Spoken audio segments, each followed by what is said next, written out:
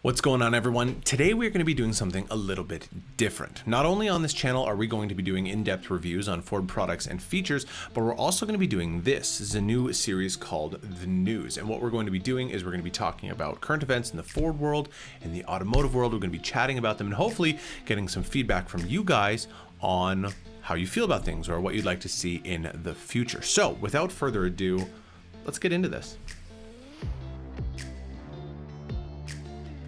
So the first thing I have on the docket today is Ford has pulled the wraps off of a brand new electric Explorer. Now this is for the UK only, but it's still something to talk about. It's still something cool, still something unique. So let's take a look at this and let's see what it's all about.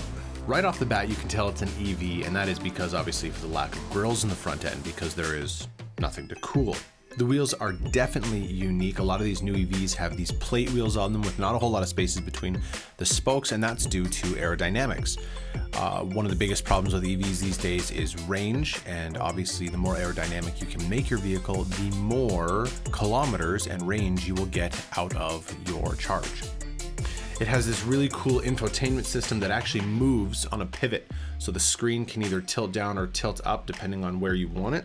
Looks like it has a VMAX mode for top speed runs, but I don't think a lot of people are going to be doing that in this vehicle. But very interesting to say the least. It looks like it's got tons of storage. It's got a very unique kind of futuristic style and look to it.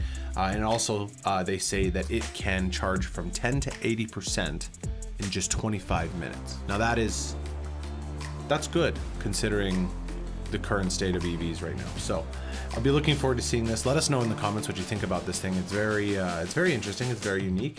Let us know. Let us know what you think. All right, moving forward, we have Ford has filed a patent for future self-driving cars to repossess themselves when you don't make your payments. This is hilarious. It's dystopian.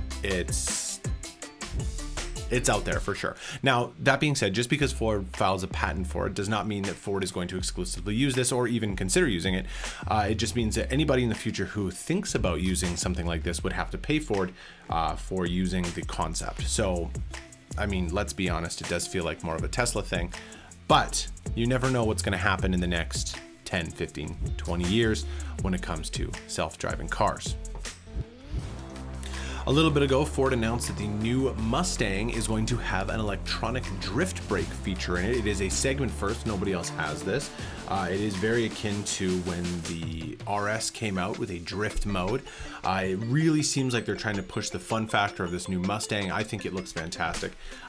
They have been working in conjunction with RTR and Von Gittin Jr., so the Spec D driver has been working with Ford to develop this drift brake to help people learn how to drift.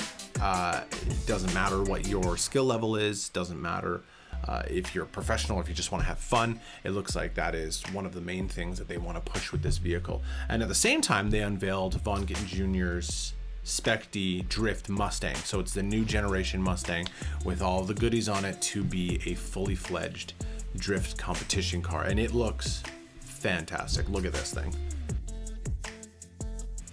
With over 1,300 horsepower and an enhanced suspension system, obviously these drift cars need a huge attack angle for their wheels to be able to get, the performance that they need. And at the end of the day, we're really excited to see how he does during the season this year. And we're also really excited to get our hands on one of the brand new Mustangs. We did do a walk around on the Dark Horse Mustang. You can see that video up in the corner here. It was fantastic. We were down at Barrett-Jackson, got to talk to Jim Owens, one of the Ford reps down there, and obviously it looks fantastic in real life. We cannot wait to get them here and try out maybe this electronic drift bike in the parking lot. There's enough room. We'll see.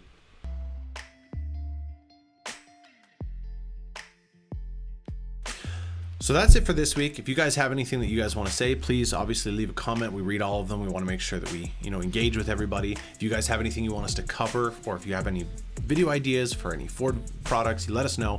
We want to try and get as much stuff out here on YouTube as possible. Please remember to like and subscribe, and we'll see you next week.